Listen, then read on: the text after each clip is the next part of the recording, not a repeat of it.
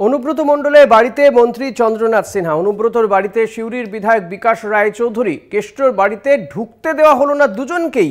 ঘটনা ঘিরে শুরু হয়েছে জল্পনা। চন্দ্রনাথ সিনহা মন্ত্রী এবং যান বিকাশ রায়চৌধুরী, তাদের দুজনকেই কিন্তু ঢুকতে দেওয়া হয়নি। কেন ঢুকতে দেওয়া হলো না মনা? দেখো ঋষিকেশ, এটাই সবচেয়ে বড় প্রশ্ন বীরভূমের তৃণমূল কংগ্রেসের রাজনৈতিক মহলে, যে বোলপুরের তৃণমূল বিধায়ক রাজ্যের দুটি দপ্তরের পূর্ণ মন্ত্রী চন্দ্রনাথ সিংহ সাত সকালে অনুব্রত মণ্ডলের সাথে দেখা করতে চলে গেছিলেন। শুধু তিনিই নন, তার পাশাপাশি তুমি জানো যে বোলপুরে বাড়ি বিকাশ রায়চৌধুরী, তিনিও সিউড়ির তৃণমূল বিধায়ক, তিনিও গেছিলেন। কিন্তু এই তালিকায় আরো বেশ কয়েকটি নাম সংযোজন রয়েছে। সেখানে বোলপুর পুরসভার ভাইস চেয়ারম্যান ছিলেন ওমর শেখ, বীরভূম জেলা প্রাথমিক সংসদের সভাপতি প্রলয় নায়কও ছিলেন। কিন্তু এদেরকে তাৎপর্যপূর্ণভাবে বাড়িতে প্রবেশ করতেই দিলেন না অনুব্রত মণ্ডল। দীর্ঘ সময় ধরে অনুব্রত মণ্ডলের দলের একাংশের বিরুদ্ধে ক্ষুব্ধ অনুব্রত মণ্ডল। অবশ্যই ঋষিকেশ, দেখো তুমি জানো যে 2022 সালের 11ই আগস্ট অনুব্রত মণ্ডল গ্রেপ্তার হন। প্রথমে তিনি আসানসোল, পরে তিহার জেল। এই যে দীর্ঘ 2 বছর একটা বড় সময়, এই বড় সময়ের মধ্যে যখন সুকন্যা বোলপুরে ছিল, যখন বাবা তিহারে, তখন সুকন্যাই নিজে অভিযোগ করেছিল তার বাড়িতে যে তার সাথে তার বাবার যারা রাজনৈতিক সঙ্গী বোলপুরে যারা রয়েছেন তারা কেউই নাকি খবর নেন না, যোগাযোগ রাখেন না, বা সামগ্রিক বিষয় নিয়ে কেমন রয়েছে, নিত্যদিন কেমন কাছে সুকন্যা নিজেই কিন্তু সেই অভিযোগ করেছিল। খুব স্বাভাবিকভাবেই সেখান থেকে বীরভূমের রাজনৈতিক মহল স্পষ্টভাবে মনে করছেন যে কোথাও একটা জায়গায় এই 2 বছরে মন্ত্রী চন্দ্রনাথ সিংহ, বিকাশ রায়চৌধুরী বিধায়ক বা আরো যারা রয়েছেন তারা কোনো রকম ভাবেই কিন্তু যোগাযোগ রাখেননি অনুব্রত মণ্ডলের পরিবারের সময়, বিপদের সময় তাদেরকে পাওয়া যায়নি। সেই কারণেই কিন্তু মূলত তাদেরকে দেখা করেনি। অত্যন্ত ক্ষুব্ধ এবং অসন্তুষ্ট বলা যেতে পারে মন্ত্রী বিধায়কের উপর অনুব্রত মণ্ডল এবং তার মেয়েও। খুব স্বাভাবিকভাবেই সেই কারণেই দেখা করেনি, এমনটাই বীরভূমের রাজনৈতিক মহল মনে করছেন।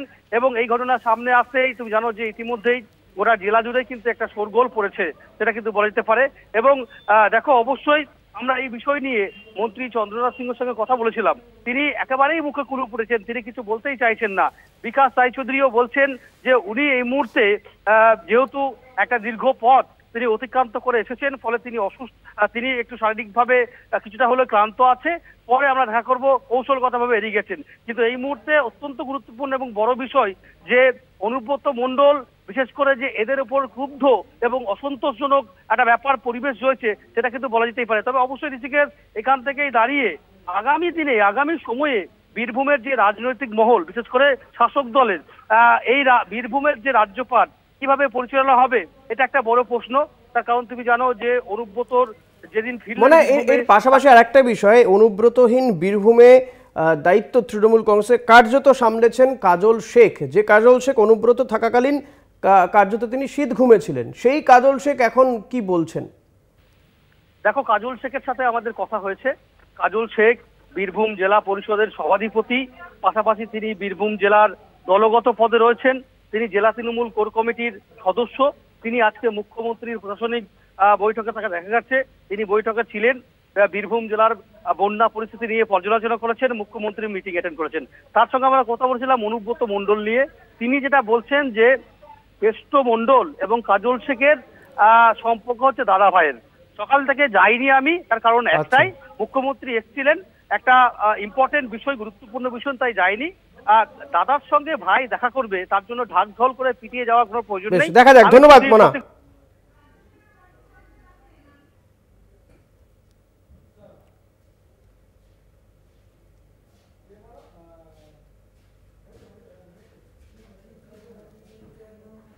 কথা বলছিলাম প্রতিনিধি মনা বীরভূমের সঙ্গে। অনুব্রত মণ্ডল তিনি আজকে বাড়ি ফিরলেন, তবে তিনি আসার পরেও কিন্তু তার বাড়িতে ঢুকতে দেওয়া হলো না চন্দ্রনাথ সিনহা এবং সিউড়ির বিধায়ক বিকাশ রায়চৌধুরীকে। কাজল শেখের সঙ্গে আমাদের প্রতিনিধি কথা বলেছিলেন, কাজল শেখ কি বলছেন শুনবো। পর নিজ জেলায় ফিরেছেন বীরভূম জেলা তৃণমূল কংগ্রেসের সভাপতি অনুব্রত মণ্ডল এবং কাজল শেখ, এই দুটি নাম অবশ্যই বীরভূম জেলায় চর্চিত। আমাদের সঙ্গে রয়েছেন বীরভূম জেলা পরিষদের সভাধিপতি কাজল শেখ। দাদা, কেষ্টদা ফিরেছে, কি বলবেন? এর আগেও অনেকবার বলেছি, সত্যি জয় হয়েছে। তাকে মিথ্যা মামলায় তিহার জেলে আবদ্ধ রাখা হয়েছিল, রাজনৈতিক উদ্দেশ্য প্রণোদিতভাবে রাখা হয়েছিল। এবং কিছুদিন আগে যখন আমাদের রাখি বন্ধন উৎসব ছিল, তখন আপনাদের মাধ্যমে বলেছিলাম যে পুজোর আগে তিনি ফিরে আসবেন। ফিরে এসেছেন, তার চেয়ারটা খালি আছে। আমাদের দলনেত্রী মাননীয় মমতা বন্দ্যোপাধ্যায় তিনি কেষ্টমণ্ডলকে বীরভূম জেলার সভাপতি আসনে বসিয়ে রেখেছেন। কারণ বীরভূম জেলার তৃণমূল কংগ্রেস সংগঠনটাকে তিনি তিল তিল করে গঠিয়েছেন, পিছিয়ে পড়া বীরভূম জেলাকে তিনি এগিয়ে নিয়ে গেছেন। তার হাত ধরে আমাদের সকলের রাজনৈতিক জীবনে পথ চলা শুরু। স্বভাবতই কেষ্টমণ্ডল ফিরে এসেছে। আমাদের পরিবারে, আমাদের যারা তৃণমূল কংগ্রেস পরিবার, সকলে ঘরে একটা খুশির হাওয়া, সেটাই চলছে বীরভূম জেলায়। আপনাকে সকাল থেকে দেখা গেল না, আপনি কি দেখা করতে যাবেন আপনার সভাপতির সঙ্গে? আজকে বীরভূম জেলায় কে এসেছিল? আমাদের দলনেত্রী, যার নেতৃত্বে আমরা দলটা করি। বীরভূম জেলা না, সারা বাংলার মুখ্যমন্ত্রী, যিনি সুখ দুঃখ আপদ বিপদে সর্বসম্প্রদায় জাতি ধর্ম মত নির্বিশেষে হিন্দু মুসলমান শিখ খ্রিস্টান ইসাই সমস্ত সম্প্রদায়ের মানুষের পাশে আছেন। তো বীরভূম জেলায় যে 9টা অঞ্চলে বন্যা কবলিত এরিয়া, সেই এরিয়াগুলো পরিদর্শন এবং সেই এরিয়া রিপোর্ট কালেকশন করতে এসেছেন। তিনি আমাকে বীরভূম জেলার সভাধিপতি আসনে বসিয়েছেন। স্বভাবতই সারাদিন আমাদের ওই টেনশনটাই ছিল যে তাকে আগে রিপোর্টটা আমরা দেবো, সেই রিপোর্টটা রাজ্যে যাবে, সেটাই হয়েছে। এরপর যাবো দাদাকে দেখা করতে। কখন যাবেন? সেটা সময় হলে আপনাদেরকে জানিয়ে দেবো। দাদার বাড়ি ভাই যাবে, সময় দিনক্ষণ ঠিক করে যেতে হবে না, যখন খুশি তখন যাব। দাদা, আজকে একটা ভিন্ন ছবি উঠে এলো। আপনার দলের 2 বিধায়ক চন্দ্রনাথ সিনহা এবং দেখলাম বিকাশ রায়চৌধুরী, আরও কয়েকজন নেতাকে অনুব্রত মণ্ডল যথেষ্টও তাদের প্রতি অসন্তুষ্ট, তাদেরকে দেখা করলেন না, বাড়ি পর্যন্ত ঢুকে দিলেন না। দীর্ঘ সময় ধরে কেষ্টমণ্ডলের বাড়ির দরজায় তারা দাঁড়িয়েছিলেন, কি বলবেন? দেখুন, এ বিষয়ে কোনো মন্তব্য করা উচিত নয়, কারণ বিষয়টা সম্পর্কে আমি অবহিত নই, ওই জায়গাতেই প্রেজেন্ট ছিলাম না। 1, 2 হচ্ছে অনেক দূর থেকে জার্নি করে এসেছেন। 2 বছর জেলার বাইরে ছিলেন, ঘরের বাইরে ছিলেন। এই সময় তার মনের মধ্যে অন্য একটা চিন্তাভাবনা থাকতেই পারে। সর্বতই কী জন্য দেখা করিনি, কেন দেখা করিনি, শারীরিক অসুস্থ আছে কিনা, আপনাদের মাধ্যমে শুনলাম আমি ওনার পায়ে চোট লেগেছে, যার জন্য আমাদের মাননীয় মুখ্যমন্ত্রী উনি এসেছেন, ওনাকে দেখা পর্যন্ত করতে আসতে পারেননি।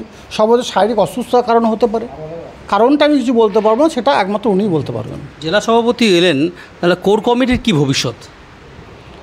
কোর কমিটি, আমি নিজেকে একজন মামাটি মানুষের সৈনিক হিসেবে মনে করি। আমি নিজেকে দলের সৈনিক হিসেবে মনে করি। আমি একজন শহীদ পরিবারের সদস্য। এই দলটা করতে গিয়ে আমি আমার পরিবার 3 জনকে হারিয়েছি, আমি 19 জন সহযোদ্ধাকে হারিয়েছি। অনেক ঘাটের জল আমার পেটে আছে, অনেক লড়াই সংগ্রামের মধ্য দিয়ে আমি এই জায়গায় এসেছি। তাহলে বলছেন অনেক ঘাটের জল আপনার? আমি মমতা বন্দ্যোপাধ্যায়, অভিষেক বন্দ্যোপাধ্যায় চলার পথকে অনুসরণ করে চলি।